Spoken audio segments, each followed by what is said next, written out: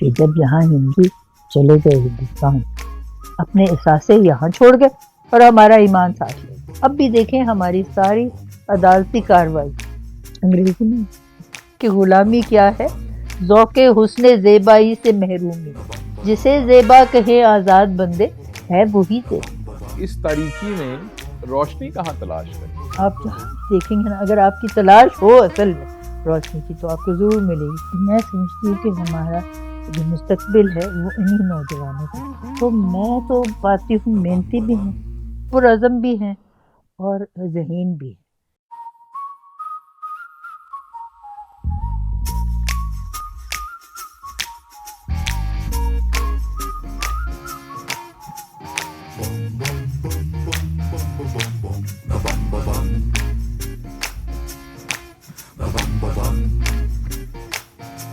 میں جب نوجوانوں سے ملتا ہوں جسٹس صاحبہ، اسکول میں، کالجز میں، 20-22 سال کے وہ ہوتے ہیں، اور وہ بہت سو کا، سب کا نہیں، یہ ان کا ذہن بن چکا ہوتا ہے کہ ہم نے تو سب کچھ سیکھ لیا، F A B A M A کر لیا یا کوئی ایپ بنا لی، تو ہم تو نہج پہ پہنچ چکے ہیں اپنی نالج کی۔ آپ نے اس عمر میں سوچا کہ میں پی ایچ ڈی میں انرول کر لیتی ہوں، تو بالکل، یہ کیسے خیال آ گیا آپ کو؟ اصل میں نے جس وقت کیا تھا ایم فل ہارورڈ سے، ان سے میں نے کہا تھا مجھے پی ایچ ڈی کے لیے انرولمنٹ دے دیں، تو وہ دینے کو بھی تیار تھے۔ پھر میں نے سوچا، میرے شوہر گھر میں ہیں، وہ سوچتے ہیں یہ کہاں جا کے وہاں بیٹھ گئی، and I seen some very adverse consequences of that kind of situation, تو پھر میں چھوڑ کے آ گئی۔ یہاں میں نے رجسٹر کر لیا پنجاب یونیورسٹی میں، اس کے بعد میں جج بن گئی۔ تو یہ کانفلکٹ آف انٹرسٹ ہوتا ہے، یا آپ لوگوں کی قسمتوں کے فیصلے کریں یا آپ پی ایچ ڈی لیں۔ تو پھر میں نے وہ پی ایچ ڈی، میری انرولمنٹ ہو چکی تھی، رجسٹریشن مائی سینopsis واز ایکسیپٹیڈ، تو وہ ڈراپ ہو گیا۔ اب میں نے اس عمر میں سوچا کہ میں شہیدوں میں نام شماری کر لوں، تو میں نے گورنمنٹ کالج یونیورسٹی میں انرولمنٹ لی۔ اب ان کے پاس لاء تو ہے نہیں، تو پھر میں نے ایچ ای سی سے وہ لی تھی ایویلیویشن کہ یہ کنسیڈر کی جا سکتی ہے کہ یہ پولیٹیکل سائنس میں کر لوں، کیونکہ ان کے پاس پولیٹیکل سائنس کی بہت اچھی فیکلٹی ہے، تو انہوں نے وہ ایکسیپٹ کر لی۔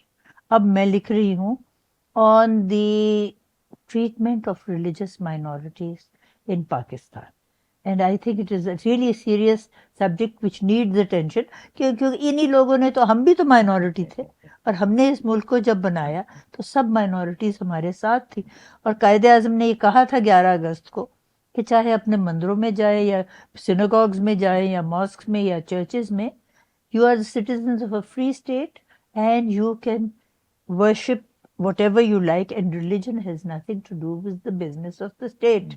لیکن اب دیکھیں حالات بالکل اس سے ایڈورس ہو گئے۔ اس دن سیالکوٹ میں ہم نے کیا حال کیا تھا، اور یہ صرف سیالکوٹ تو یہ ابھی ہوئی ہے بات، لیکن جگہ جگہ شانتی نگر میں پوری بستیاں اٹھا دی، پھر یہاں پہ جگہ جگہ ایسے انہوں نے کیا، گرجوں کے ساتھ جو کرتے ہیں اور مندروں کے ساتھ جو کرتے ہیں۔ So I think attention needs to be drop, so اب میں نے اسی کو رکھا ہوا ہے موضوع۔ That's very interesting.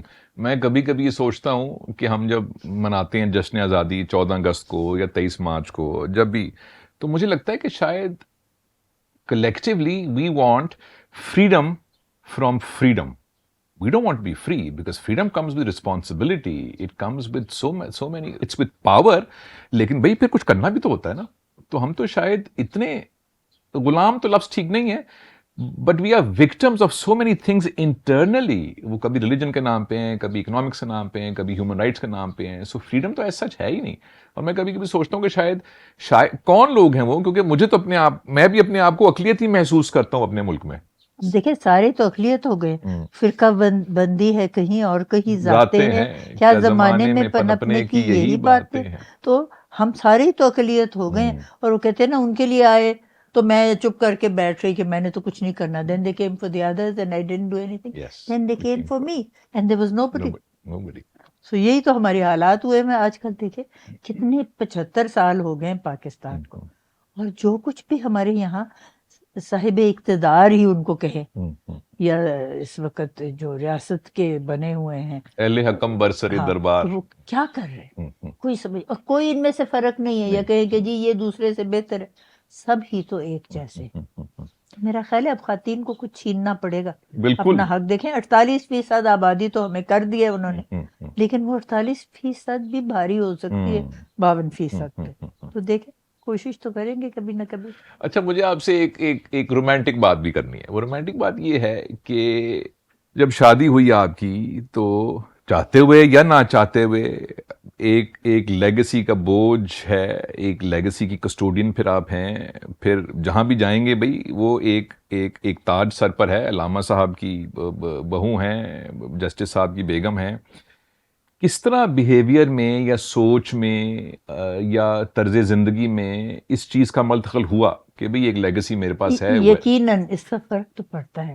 آپ کی وہ اس طرح کی آزاد بندوں کی نہ یہ دنیا نہ وہ دنیا.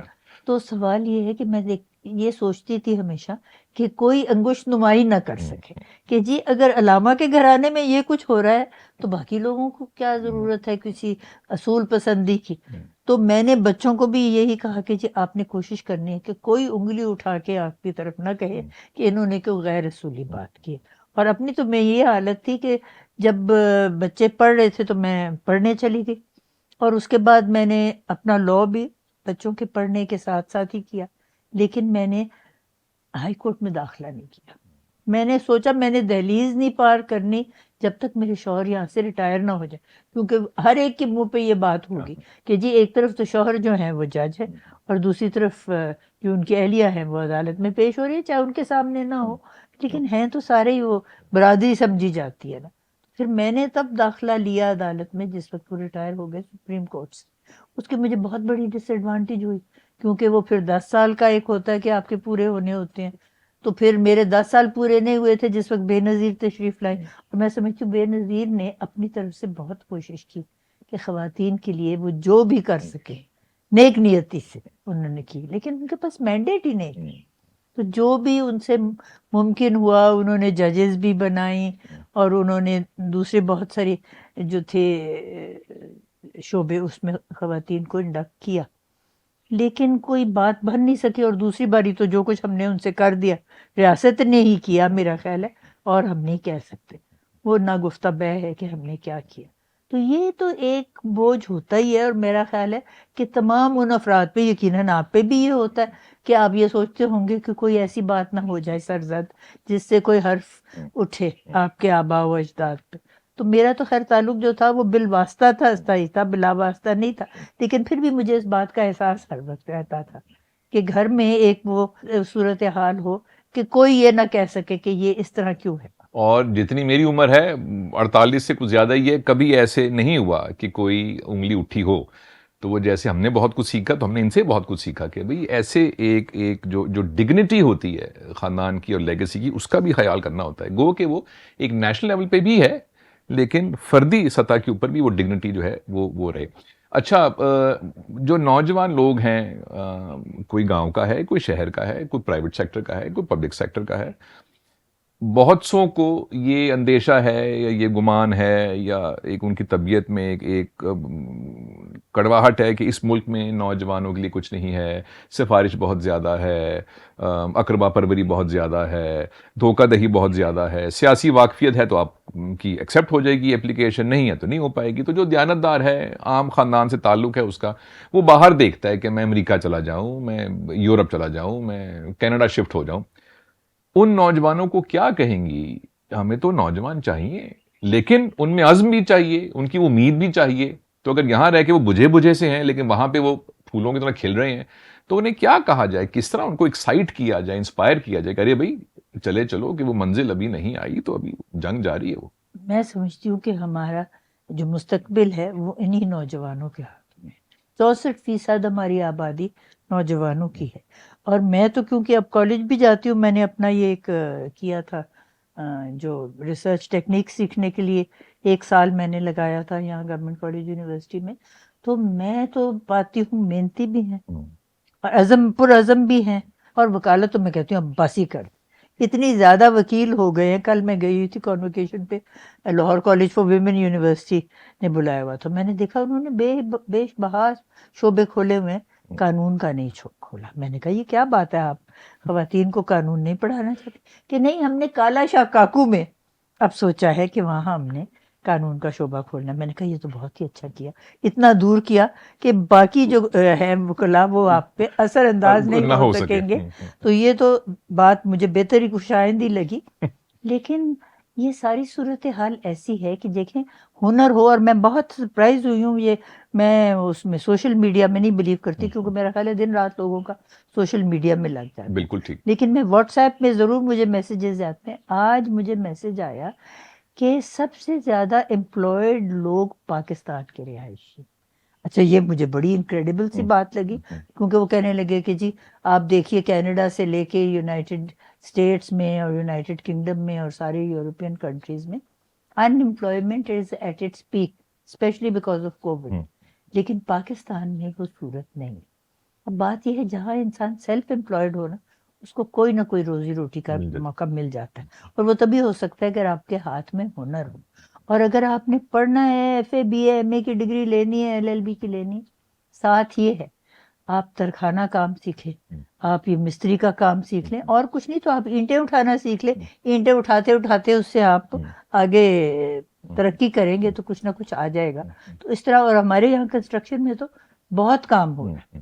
تو لوگوں کی اس واسطے ہمیں یہ نہیں اس کا ہوتا پورا اندازہ، لیکن اب ظاہر یہی ہوا ہے کہ تمام ممالک میں ہمارا ہم صفحے اول میں.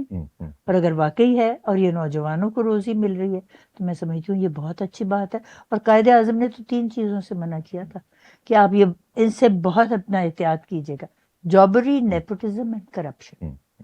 تو جابری اور نیپوٹزم کی تو دیکھیے نا، وہ ہم نے دیکھا ہے کہ جو صورتحال آ رہی ہے، جن کو ان کی کانپیں ٹانگتی ہیں وہ اس وقت بادشاہت سنبھالنے کے لیے تیار ہیں. وراثت میں، وہ بھی وراثت میں. وراثت میں ہی ہے نا. تو یہ ساری چیزیں جو ہیں، اور کرپشن کا تو خیر کوئی اندازہ ہی نہیں. وہ کہتے ہیں نا، بلکہ مجھے یاد ہے ایک دفعہ میں ایک لیکچر میں گئی، بہت عرصہ ہوا اور ان کی بات مجھے آج تک نہیں بھولی، کہ جب یہاں ہندو چلے گئے ہندوستان، اپنے اثاثے یہاں چھوڑ گئے اور ہمارا ایمان ساتھ لے گئے.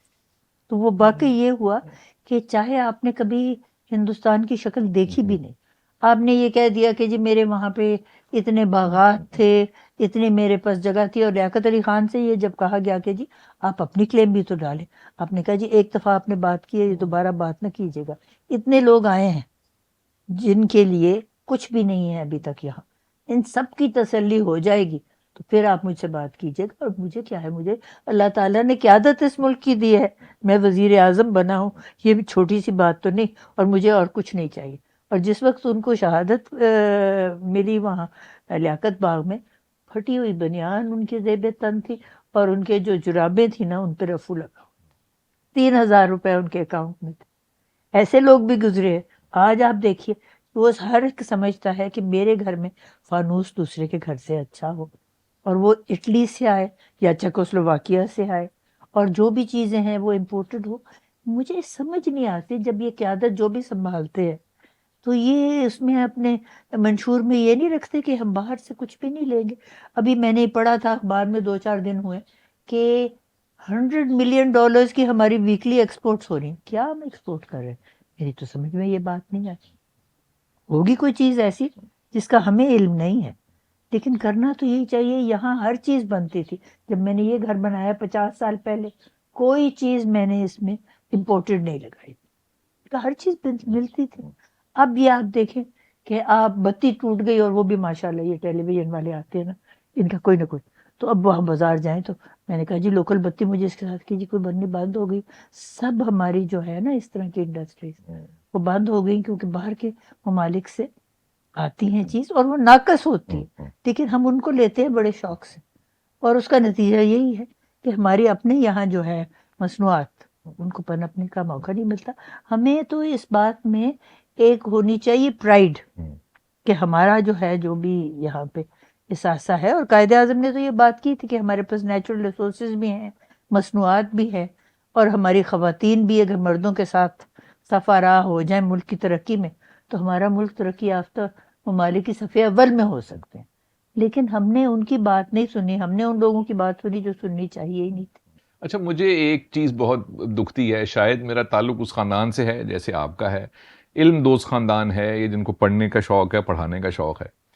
میں نے ایک بہت بڑے تعلیمی ادارے میں بہت سال پڑھایا بھی، تو میں جب بھی کلاس شروع کرتا تھا تو میں کہتا تھا بھئی کوئی نوجوان جو ہے، وہ لڑکا لڑکی، وہ کوئی بھی اردو کا شعر سنا دیں، کوئی بھی شعر، لو جی مجال ہے جو 10 میں سے 9 کو کوئی ایک شعر بھی اردو زبان کا کسی شاعر کا بھی آتا ہو. مجھے حیرت ہوتی ہے، بچپن میں نے ایک بات سیکھی تھی، غالب کے اشعار، میر کے اشعار، کچھ اقبال کے، کیونکہ اقبال کچھ مشکل پسند ہے، فیض کے اشعار اور بیت بازی کی میں چیمپئن ہوتی تھی. اس لیے جب میری شادی بھی ہوئی تو مجھے بے شمار اشعار آتے تھے. کچھ میں نے پھر اقبال کے بھی سیکھ لیے تاکہ وہ برابر ہو تاکہ جائے سسرال میں ذرا بھی، تھوڑی ٹھیک بنی ہے، رہے. تھوڑا سا رہے، ٹیکا رہے. تو بات یہ ہے کہ واقعی لوگ توجہ نہیں کرتے، اور جتنی زیادہ کسی کو انگریزی آتی ہے نا، وہ سمجھتے ہیں کہ ہم نے تو آسمان سے تارے اتار دیے.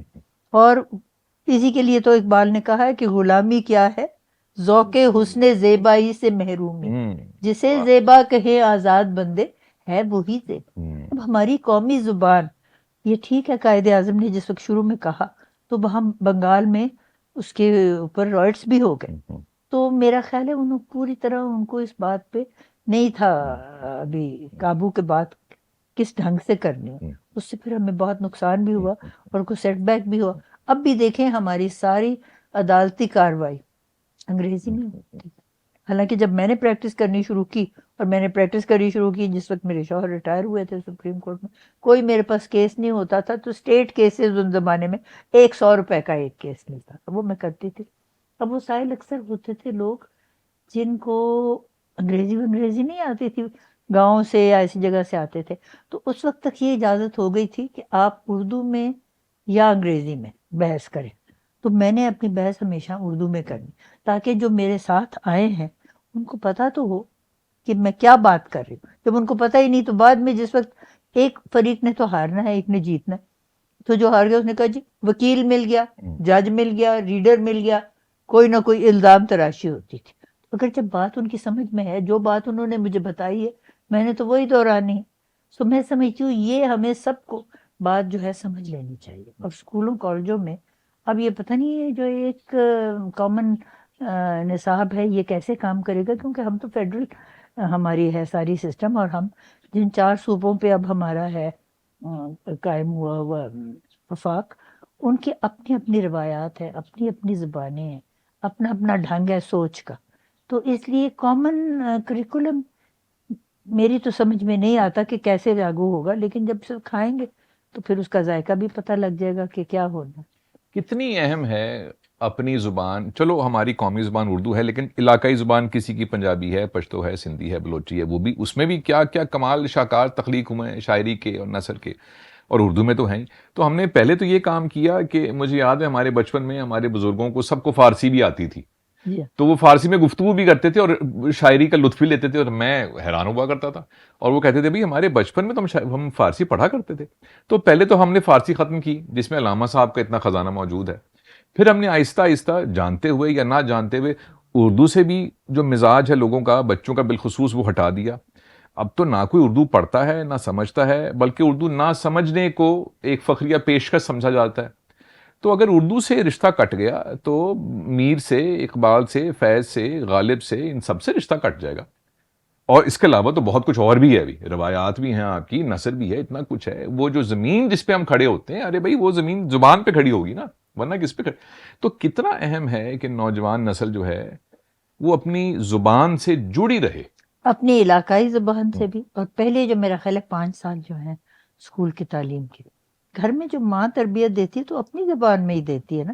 اس نے بلکہ ہمارے بچپن میں مجھے یاد ہے جو فارسی پڑھنے لوگوں نے بھیجا ہوتا تھا بچوں میں، وہ بچہ گھر آیا تو اس کو آتی صرف فارسی تھی، اور وہ بیمار ہو گیا، اب وہ کہے آب آب آب، کسی کو سمجھ ہی نہیں آ رہی ہے کیا مانگ رہا ہے. وہ بیچارہ فوت ہو گیا، آب آب کر مویوں بچہ فارسیاں کر گالے. تو بات یہ ہے کہ پہلے اپنی جو زبان ہے علاقائی وہ بچے کو ازبار ہونی چاہیے، اسی میں اس کی بنیادی تعلیم ہو، کیونکہ وہ بات سوچتا بھی اسی میں ہے، خوابیں بھی اسی زبان میں دیکھتا ہے اور سمجھ بھی سکتا ہے. اس کے بعد اس کو بشک قومی زبان اردو 5ویں سے سکھائے، آگے جا کے پھر سیکنڈری لینگویج کے طور پہ اگر انگلش جو ہے وہ لنگوا فرینکا ہے دنیا میں بولی جاتی، وہ بھی سکھا دیں تو بہت ہی اچھا ہو. آپ نے ایک اصطلاح استعمال کی ازبر، تو مجھے اچانک سے، میں یہاں بیٹھا ہوں، باپ کا علم نہ بیٹے کو اگر ازبر ہو، پھر پسر قابل میراث پدر کیوں کر ہو. تم میں کوئی حوروں کا چاہنے والا ہی نہیں، جلوہ طور تو موجود ہے موسیٰ ہی نہیں. کیسے گزارتی ہیں اپنا ایک ریگولر دن؟ یہ ایک تو یہ ہے کہ اس عمر میں بھی، حالانکہ اب میرا خیال ہے میں فاتر العقل بھی ہو گئی ہوں، جب 80 سے انسان گزر جانے، دیکھیں ہماری زبان میں اردو میں کہتے ہیں یا پنجابی میں، جو سٹھیا گیا نا اس کا تھوڑا سا دماغ آؤٹ ہو گیا. اچھا جو 17 گیا ہے وہ تو بالکل 80 والے کے لیے کچھ ہے ہی نہیں، اس لیے وہ سوچتے ہیں اس کو تو اب گزر جانا چاہیے تھا. اب مجھے ظاہر ہے کہ کچھ بھی نہیں معلوم ہوتا، لیکن میں سوچتی ہوں آپ اپنے ذہن کو کسی چیز میں مصروف رکھیں نا تو شاید وہ کہتے ہیں نہ ہو طغیان مشتاقی تو میں رہتا نہیں باقی، کہ میری زندگی کیا ہے، یہی طغیان مشتاقی. تو میں 2 قانون کے اداروں میں پڑھانے جاتی ہوں، اس کے لیے کچھ نہ کچھ تیاری کرنی ہوتی ہے. اور پھر میں جو کلاس میں ہوتا ہے نا پریفیکٹ، اس کو کہتی ہوں دیکھیے اگر میں موضوع سے ہٹ جاؤں، آپ کا کام ہے آپ مجھے ٹوک کے اور کہیں کہ میڈم آپ نے موضوع سے ہٹ کے کوئی بات کرنی شروع کر دی، تاکہ مجھے یاد رہے کہ میں واپس وہی بات کروں.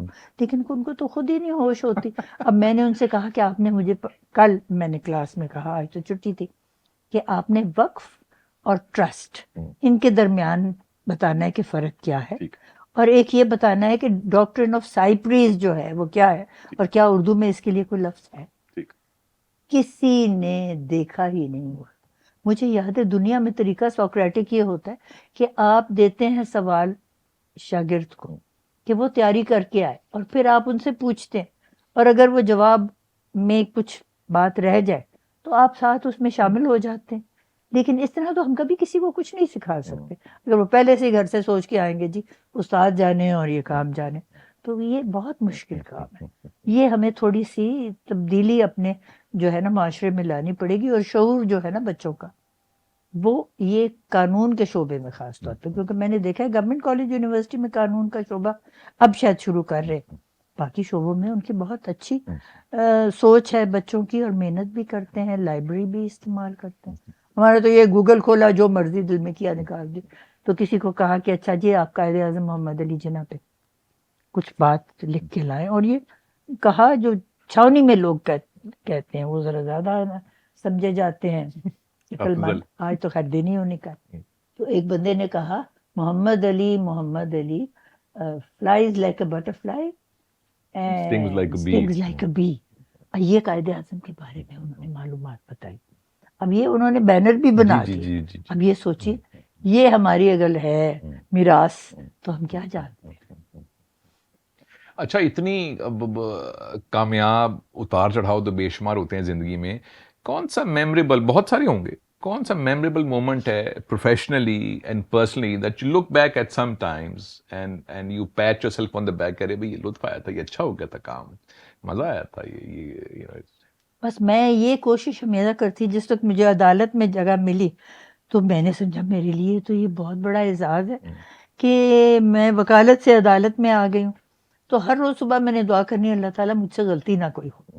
اب یہ غلطی تو انسان غلطی کا پتلا ہے. پھر مجھے اس بات کی تسلی ہوتی تھی کہ اگر مجھ سے کوئی غلطی ہو جائے تو سپریم کورٹ میں جا کے اس کا دعویٰ بھی ہو سکتا ہے. تو اس سے پھر میں تھوڑی سی، لیکن میری یہ عادت تھی کہ جو میں نے سن لینا نا کیس، تو میں نے وکلا کو کہنا کہ آپ یہاں سامنے رہیے، میں ابھی یہاں لکھوا دوں گی فیصلہ. آپ یہ سوچیں کہ کسی نے جا کے چیمبر میں مجھ سے کیا بات کی، یا میں نے کیا سوچ کی، یا مجھے آپ کی بات بھول جائے، اور اگر مجھے کوئی بات بھول جائے آپ نے مجھے اسی وقت ٹوک لینا ہے، اور آپ کا یہاں بیٹھنے کا فائدہ کہ نہیں جی یہ تو عدالت کا وقت بہت ضائع ہوتا ہے. میں نے کہا عدالت کا وقت ضائع نہیں ہوتا، میں 1-2 گھنٹے فالتو لگانے کو تیار ہوں اگر آپ لوگ بیٹھنے کو تیار ہیں. لیکن یہ بہترین طریقہ مجھے اس لیے لگتا ہے کہ میں سمجھتی ہوں اس میں غلطی کا امکان جو ہے وہ کم ہے. اور ٹھیک ہے اگر غلطی ہو بھی جاتی ہے تو آگے جا کے اس کا علاج ہے. اب جو سپریم کورٹ میں لوگ ہیں ان کے لیے بہت مشکل اور دشواری ہے، کیونکہ ان کے جو اگر غلطی ہے تو وہ سوائے خدا کے کوئی نہیں کر سکتا. لیکن اب دیکھیے ہماری عورت جج ایک سپریم کورٹ میں بھی ہو گئی ہے پہلی دفعہ تعین. اور میں سمجھتی ہوں کہ یہاں مردوں نے اتنی مخالفت کی کہ میں نے ان سب کو کہا، میں نے کہا کہ میں نے تم نے معاف نہیں کرنا، تم زیادہ تر میرے شاگرد رہے ہو، کیونکہ 20 سال سے زیادہ ہو گئے میں قانون پڑھا رہی ہوں. یہ تمہیں خیال کیوں آیا کہ عورت جو ہے وہ کم تر ہے اور وہ سپریم کورٹ میں نہیں جا سکتی، یا کہ یہ ایلیویشن ہے؟ یہ تو ایلیویشن ہے ہی نہیں، یہ فریش اپوائنٹمنٹ ہے. اور اس میں 15 سال جس کی اچھی اسٹینڈنگ ہو بطور وکیل وہ بھی بن سکتے ہیں. اس لیے یہ سوال ہی نہیں. 2 دفعہ ان کا نام گیا اور میں سمجھتی ہوں یہ چیف جسٹس نے بڑی سوچ سمجھ سے بات کی کہ اس نے چھوڑی نہیں بات جب تک کہ وہ ہو نہیں گئی اپوائنٹ. اور میں سمجھتی ہوں اس کا وہاں جانا اس لیے کہ بہت فائدہ مند ہے کہ بہت ساری ہیں ایسی بھی ہوتی ہیں بیچ میں وہاں جو کیسز ہوتے ہیں جو خواتین سے تعلق رکھتے ہیں اور ان کے دل کی بات جو خاتون سمجھ سکتی ہے نا دل دریا سمندروں ڈونگے کون دلان دیا جائے وہ سمجھ سکتی ہے. اور یقیناً اس کے آگے دوسرے کیس اس نے بہت کیس کیے ہیں کارپوریٹ میٹرز میں بھی کیے ہیں سروس میٹرز میں بھی کیے ہیں. تو اچھی ہے میرا خیال ہے دانست رکھتی ہے. ہارورڈ سے بھی اس نے ڈگری لی ہوئی ہے. جو لوگ سمجھتے ہیں کہ باہر سے ڈگری لے آئے تو سرخاب کا پر لگ جاتا ہے وہ پر بھی ہے. تو انشاءاللہ کامیاب ہوگی. اور میں سمجھتی ہوں ہمیں تب تک کوشش کرتے رہنا جب تک 30% کم سے کم خواتین سپریم کورٹ میں شامل نہ ہوں.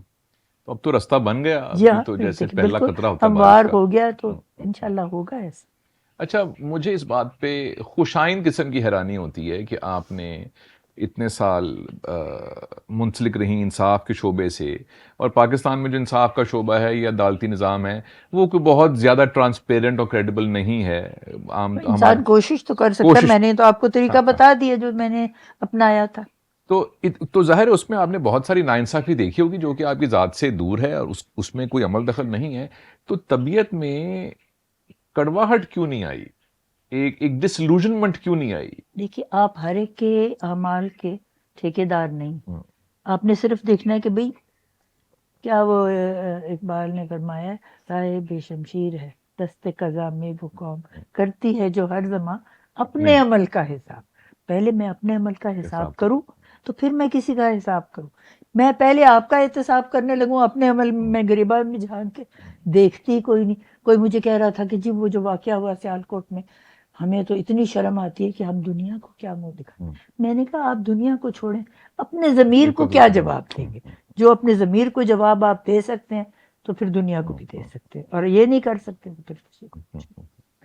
کیا چیز ہے جو ابھی تک ایک اکساہٹ ہے یا ایک ڈرائیو ہے کہ اٹھ کے جا کے بچوں کو پڑھانا بچوں کی طرح ہی ہے وہ آپ کے کام میں لگے رہنا پی ایچ ڈی پرسو کرنا. آپ نے بتایا کہ آپ پھسل گئی تو یہاں چوٹ بھی لگ گئی اس کے باوجود جم چلے جانا. وہ ڈرائیو جو ہے وہ کہاں سے آتی ہے؟ وہ انرجی وہ توانائی وہ کہاں سے آتی ہے؟ میں نے آپ سے عرض کی نا 80 سال کی میرے سے زیادہ جو اب ہماری اولڈ اسٹوڈنٹس ڈے ہوئی تھی کنیٹ کالج میں میرا خیال ہے کوئی 2 ہفتے پہلے. اب میں بڑی سوچ رہی تھی کہ مجھے اطلاع آ گئی ہے کہ اولڈ اسٹوڈنٹس ہے واٹس ایپ میں کسی نے اطلاع کر دی. تو میں سب اپنی دوستوں کو اور ہم جماعت جو بھی ہیں خواتین مجھے کسی کو سوچنے کی کوشش کر رہی تھی کوئی 3 ہی 2 تھی. ان دونوں کو میں نے اطلاع کر دی واٹس ایپ میں کہ جی فلاں دن پہ ہم نے جانا ہے. تو ایک جو تھی وہ تو گئی ہوئی تھی بہاول نگر اپنی کوئی ذمہ داری کو سنبھالنے اور دوسری جو تھی وہ سمم بکمن ان کو تو کوئی بات سمجھ ہی نہیں آتی. اب وہ آئی بھی وہ بیٹھی بھی اور نہ میں ان سے بات کر سکی نہ مجھے جواب دے سکی. تو یہ میں سوچتی ہوں جب تک انسان لگا رہے نا تو پھر تو آپ میں کوئی آگے جانے کی ایک امنگ بھی پیدا ہوتی ہے. جب آپ کچھ نہیں کریں گے تو پھر آپ کا بھی وہی حال ہوگا. اور یہ جب گھڑی میں نے لگا لی مجھے کوئی کہہ رہے تھے جی آپ نے یہ گھڑی کیوں لگائی؟ میں نے کہا یہ بر وقت مجھے کہتی ہے کہ اب آپ اٹھ کے چلیے آپ بہت دیر بیٹھی رہی. ارے واہ. اور میں نے کہا یہ مارشل لا ایڈمنسٹریٹر ہے میرے اوپر لیکن یہ ہے کہ مجھے اس بات کا احساس دلاتی ہے کہ اب میں بیٹھی بہت دیر ہوں اب میں نے یہ کرنا ہے اب میں نے وہ کرنا ہے. تو چلیے کچھ کہیں سے بھی انسان سیکھ لے تو غنیمت ہے. اور یہ بات ہے اس میں فون بھی آ جاتا ہے.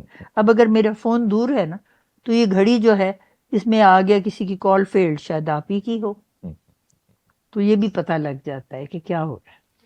کوئی سی 1 یا 2 یا 3 یا 5 چیزیں جو اس سرزمین کی اس ملک کی ہوں جو آپ کو پسند ہیں جن سے دل جوان رہتا ہے جن سے امید بندھی رہتی ہے؟ دیکھیے اگر یہ ملک نہ ہوتا تو ہم بھی نہ ہوتے. یہ ملک ہم نے حاصل اسی لیے کیا تھا. اور دیکھیے علامہ اقبال تو صاحب فکر تھے.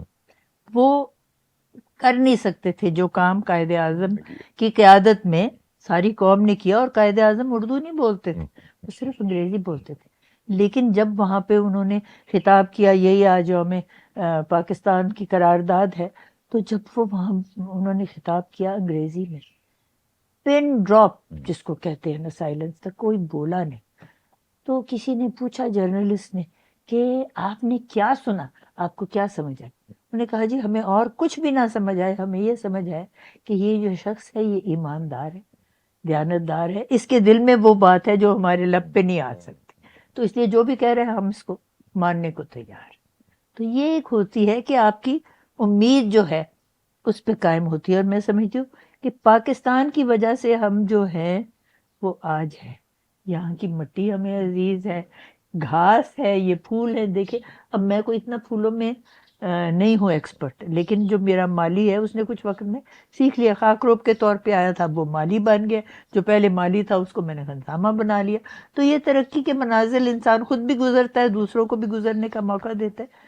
تو سب سے بڑی یہ بات ہے کہ جس کو یہ ہو خواہش کہ وہ ترقی کرے, تو اس ملک میں بہت ترقی کے منازل ہے. ایک تو بات یہ ہے یہاں کی مٹی کی اپنی خوشبو ہے, یہاں کی ہر چیز جو ہے اس میں ایک اپنائیت ہے, تو اس لیے 5 چیزیں تو بندہ گن ہی نہیں سکتا, ہزاروں چیزیں ایسی. ایک سوال اور, آس پاس ہم دیکھتے ہیں بہت سارے لوگ ساتھی, اور وہ حق بجانے میں یہ کہنے میں کہ تاریکی بہت زیادہ ہے اور روشنی کم ہے, ان کے اپنے وجوہات ہیں, درست ہیں, بہت سارا کچھ ہے جو بہتر ہونے والا ہے. اس تاریکی میں روشنی کہاں تلاش کریں؟ آپ جہاں بھی دیکھیں گے نا, اگر آپ کی تلاش ہو اصل میں روشنی کی تو آپ کو ضرور ملے گی. کل مجھے ایک ادارے نے مدعو کیا کہ ان کی 40 سال ہو گئے اور ان کے ادارے کا نام تھا پینتھر ٹائر. انہوں نے پہلی دفعہ پاکستان میں ٹائر بنانے کا یہ شروع کیا سلسلہ, اور میں سمجھتی ہوں یہ بہت بڑی بات ہے, بجائے کہ ہم باہر سے جو منگا رہے ہیں, ہمارے اپنے ٹائر ہیں وہ ریڑھی میں بھی لگتے ہیں, موٹر سائیکل میں بھی لگتے ہیں, ہر چیز میں. اب وہ پینتھر کا نشان انہوں نے کیوں رکھا؟ مجھے تو علامہ کا شعر یاد آیا, ملے گا منزل مقصود کا اسی کو سراغ, اندھیری شب میں ہو چیتے کی آنکھ جس کا چراغ. تو میں نے کہا آپ یہ سوچ لیجئے, یہ آپ اپنا بنا لیجئے موٹو کہ یہ علامہ کا شعر ہے, اور یہ ہے بھی اردو میں, اور یہ چیتے سے بھی منسوب ہے, اور آپ کا سائن بھی چیتا ہے, اور آپ صرف اپنے آپ کو محدود نہ رکھیں ٹائروں تک. نیسلے کا یہاں دودھ بنتا ہے, اب فارمولا جو ہے وہ ہمیں ملا ہوا ہے اور ہم بناتے ہیں, لیکن فرینچائز ہماری نہیں ہے. تو جو بھی ہم کرتے ہیں اس کا ہم باہر رائلٹی بھیجتے ہیں. آپ کوئی پینتھر کے نام سے بنائیں تاکہ وہ بچوں کے لیے بھی آسانی ہو اور ہمارے لیے بھی آسانی ہو. اسی طریقہ میں دیگر جو ہے مصنوعات وہ آپ بناتے جائیے, جتنی آپ ڈائیورسٹی, اور ڈائیورسٹی کا میں نے لفظ دیکھا اتنا مشکل تھا کہ میں نے سوچا میں ڈائیورسٹی کہہ دوں تو شاید آسان ہے. یہ بہت مشکل لفظ جو ہے نا وہ استعمال کرنا ہے. تاریکی کو اب نہیں, علامہ نے کہا لب پہ آتی ہے دعا بن کے تمنا میری, زندگی شمع کی صورت ہو. تو اگر آپ نے جہالت کے اندھیرے کو دور کرنا ہے تو پھر آپ علم سے ہی کر سکتے ہیں. اور پہلا لفظ جو ہمارے نبی صلی اللہ علیہ وسلم پہ نازل ہوا وہ تھا ہی اقرا, اور انہوں نے بتایا بھی کہ میں تو ان پڑھ ہوں, میں نہیں جانتا. تو کہا جی آپ اقرا بسم ربک کا, تو اس سے دیکھیے کہاں سے کہاں ہم پہنچ گئے. اب تو ہمارے وہاں یونائٹڈ نیشنز میں بھی اینٹی اسلامی فوبیا 15 مارچ کا دن جو ہے وہ اجرا ہوا ہے. میں سمجھتی ہوں بہت بڑی بات ہے ہمارے لیے. ڈاکٹر صاحبہ کا بہت وقت لیا ہم نے, ان سے مل کے, ان کی باتیں سن کے مجھے علامہ صاحب کا وہ شعر یاد آ رہا ہے جواب شکوہ کا, کہ رنگ گردوں کا ذرا دیکھ تو عنابی ہے, یہ نکلتے ہوئے سورج کی افق تابی ہے. آپ کا بے انتہا شکریہ, آپ نے ہمیں وقت دیا اور اتنے مزے مزے کی باتیں کی. آپ کو اللہ صحت دے اور لمبی زندگی دے. بہت شکریہ, بہت شکریہ صاحب. اگر زیادہ لمبی زندگی کی آپ خواہش کریں نا تو یہ خواہش ضرور ہونی چاہیے کہ چلتے پھرتے اپنے پاؤں, کسی کی محتاجی نہ ہو. اور میں تو 5 وقت یہی دعا کرتی ہوں, اللہ تعالیٰ جتنی بھی میری ہے عمر باقی محتاجی کے بغیر اللہ دے. لیکن یہ تو اللہ کی مرضی ہے, جو آنا ہے وقت وہ تو آنا ہے. آپ کا بہت شکریہ. نہیں, ہمارے لیے یہ ایک آنر تھا, اور آپ کا سایہ ہم جیسوں کے سر پہ سلامت رہے. بہت شکریہ. God bless. پاکستان زندہ باد. پاکستان زندہ باد.